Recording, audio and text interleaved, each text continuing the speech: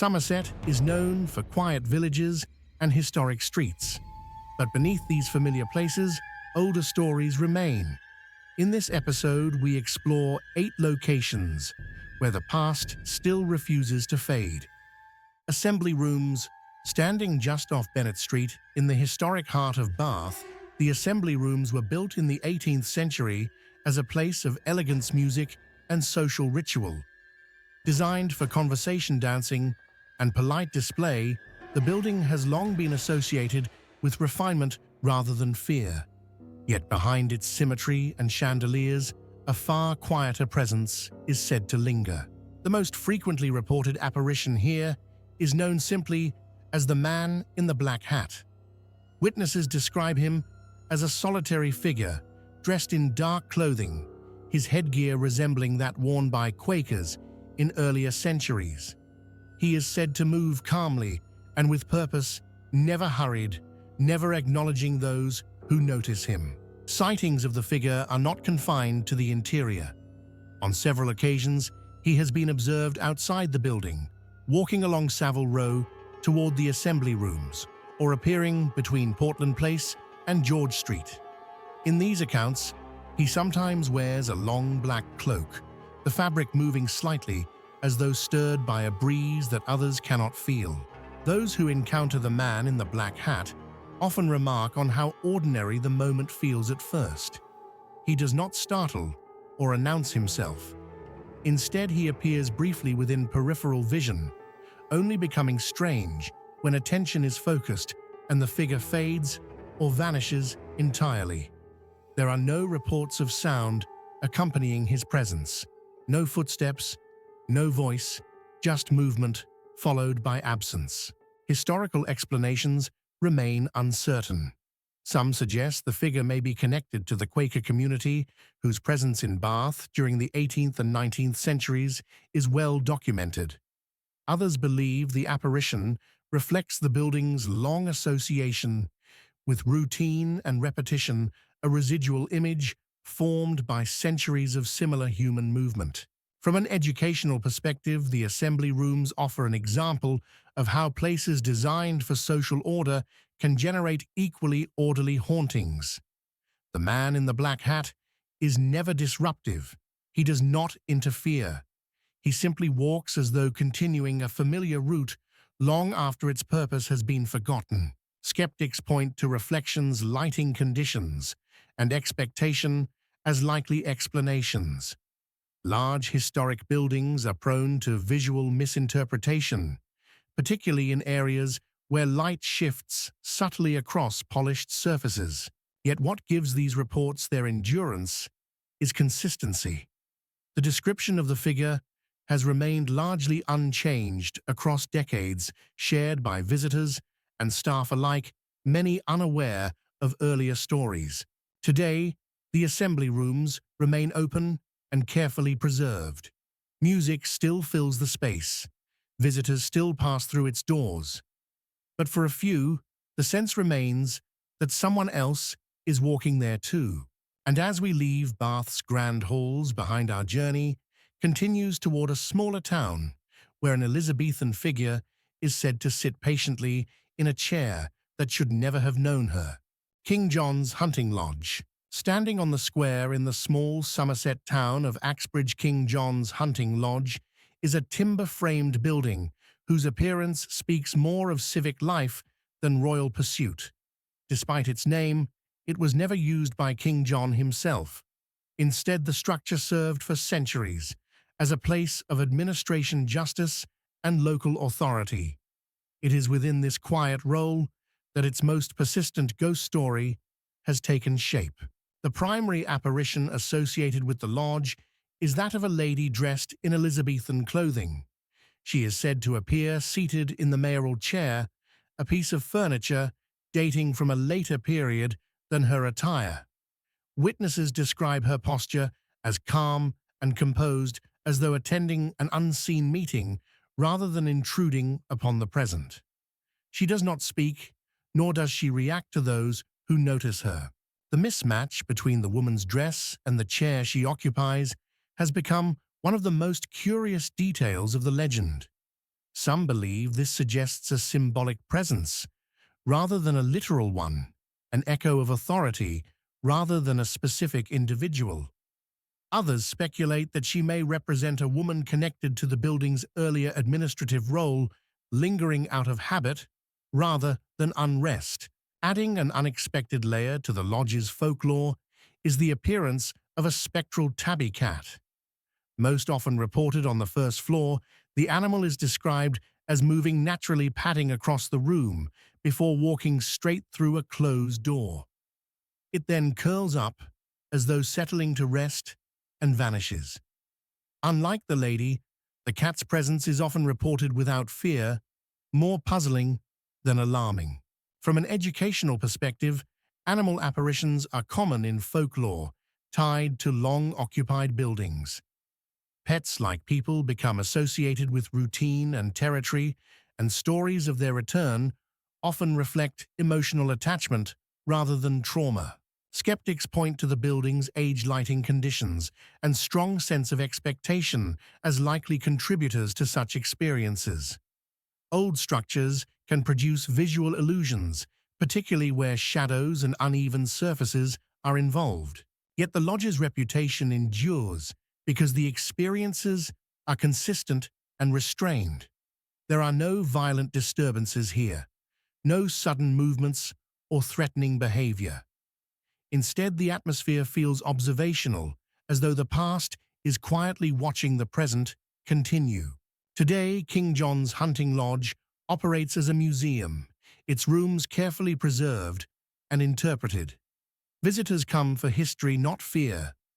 But for a few, the sense remains that not all occupants have left, and as we step away from Axbridge, our path leads back toward Bath, where a duel, a final drink, and a shadowy figure are said to linger within a quiet village pub. The George Bathampton. Set just outside the city of Bath, the village of Bathampton feels removed from the bustle of the streets and terraces nearby. At its heart stands the George, a traditional public house whose age is woven into its walls. Like many inns of its kind, it has served as a place of rest, refuge, and quiet conversation for generations.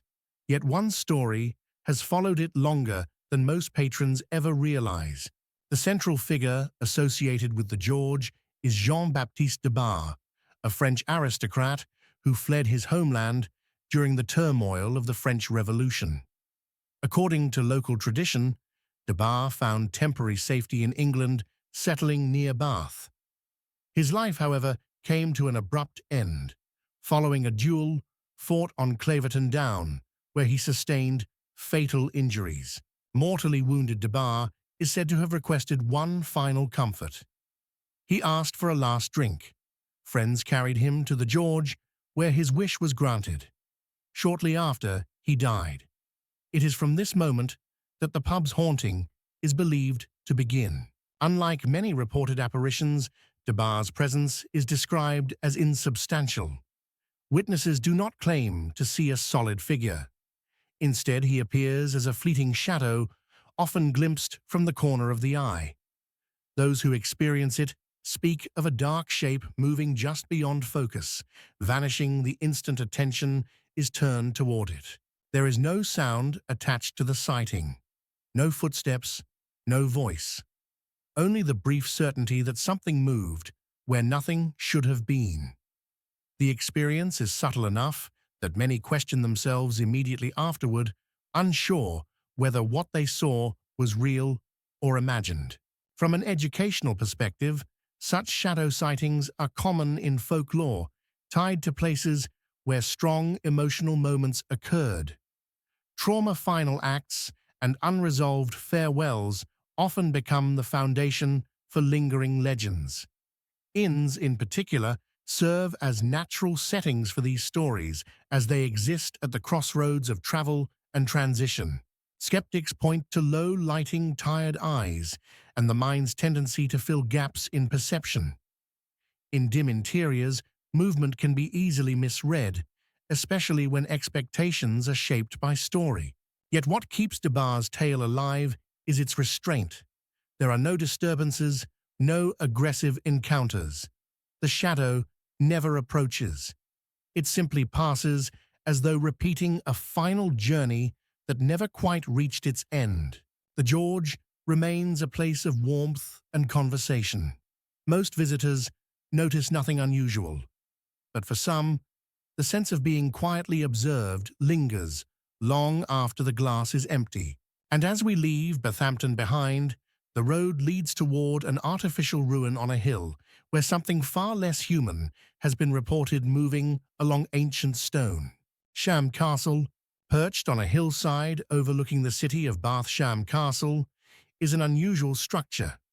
Built in the 18th century, it was never intended to be a true fortress.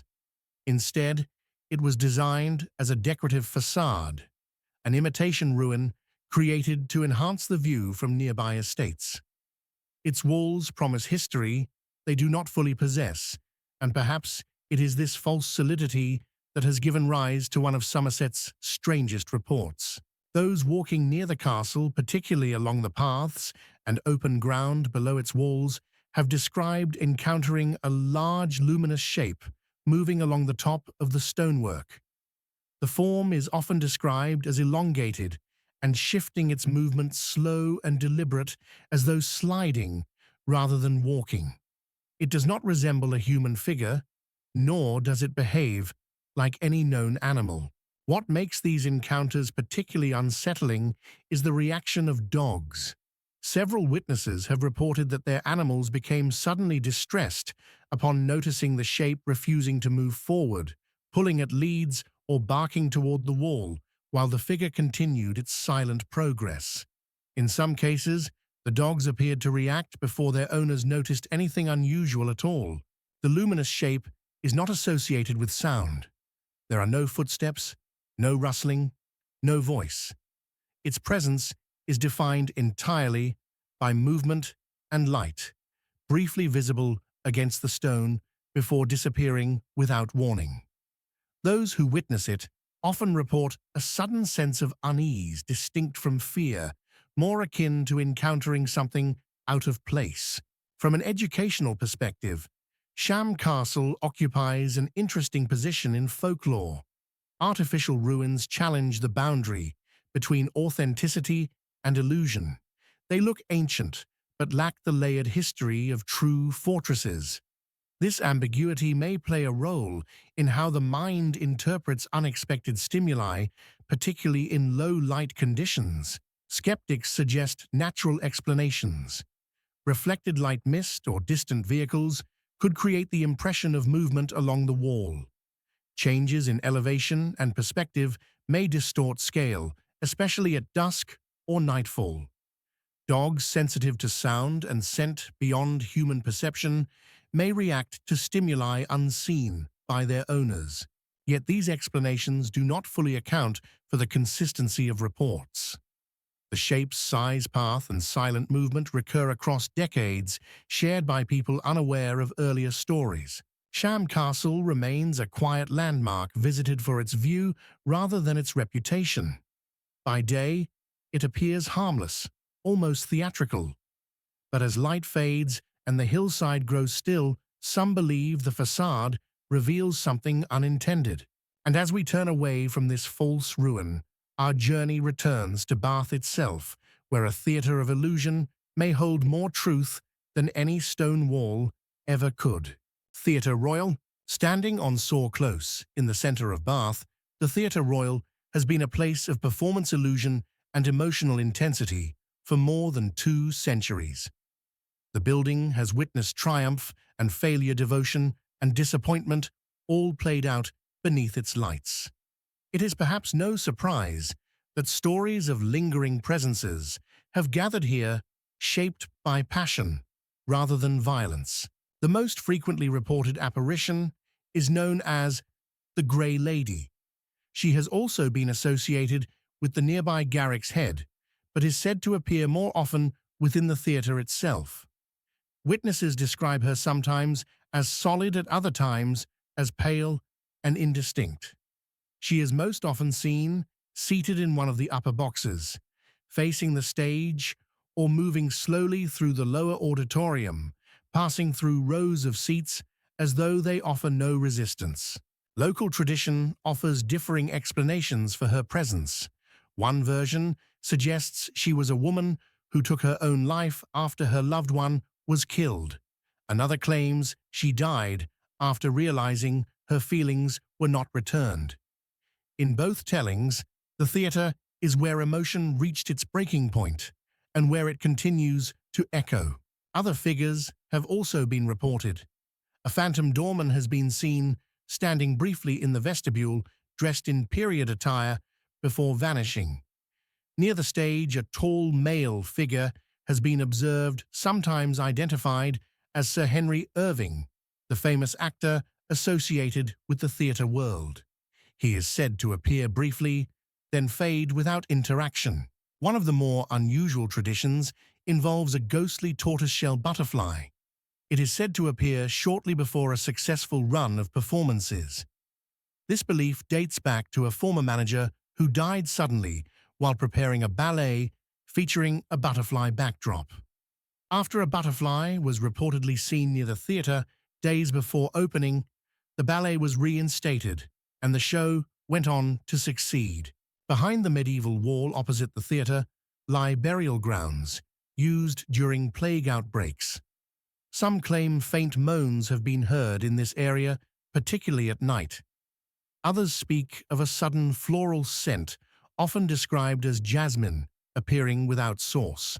From an educational perspective, theatres are intense emotional spaces. Acoustics, lighting, and expectation can strongly influence perception. Long hours and repetition heighten sensitivity. Yet what distinguishes the Theatre Royal is the continuity of its stories. Performers, staff, and visitors across generations describe similar encounters. The theatre remains vibrant, its stage alive each night. But when the audience has gone and the lights dim, some believe the building continues, its performance alone. And as we step away from the velvet seats and shadowed boxes, our journey moves to a quieter hotel nearby, where footsteps are said to climb a staircase that should not exist. Harrington's Hotel, located on Queen Street just moments from the bustle of Bath's historic centre, Harrington's Hotel blends quietly into its surroundings. From the outside, it appears unremarkable, another Georgian building adapted for modern hospitality. Yet behind its walls lies a discovery that transformed ordinary disturbances into one of the city's most intriguing ghost stories. For many years, staff and guests reported hearing footsteps climbing the stairs near the ladies' powder room. The sound was described as steady and deliberate, moving upward as though someone were ascending toward a destination. Yet when checked, no one was ever found. The staircase, according to visible layout, should not have allowed such movement. These reports were often dismissed as the natural sounds of an old building. Floorboards expand and contract. Plumbing carries vibration. Guests move unpredictably. Nothing about the experiences seemed dramatic enough to suggest more than coincidence. That changed in 1981 during a period of redecoration. While working on the ladies' powder room, builders uncovered a hollow section behind one of the walls. When the panel was removed, a narrow, previously unknown staircase was revealed, winding upward toward the room above. The staircase had been completely sealed, hidden from sight for decades. The discovery immediately reframed earlier accounts. The footsteps that had been heard so consistently now appeared to follow the exact route of the concealed stairs. What had once seemed impossible suddenly aligned with physical structure. From an educational perspective, this moment illustrates how folklore and architecture often intersect. Historic buildings frequently contain forgotten passages, staircases, and altered layouts, especially those adapted across centuries. When these features are concealed, sound can travel in ways that feel unnatural to modern occupants. Yet even with the staircase revealed, the reports did not end. Footsteps continued to be heard sometimes when the hotel was quiet and unoccupied. no figure has ever been clearly seen using the stairs. Only the sound remains, repeating a motion no longer required.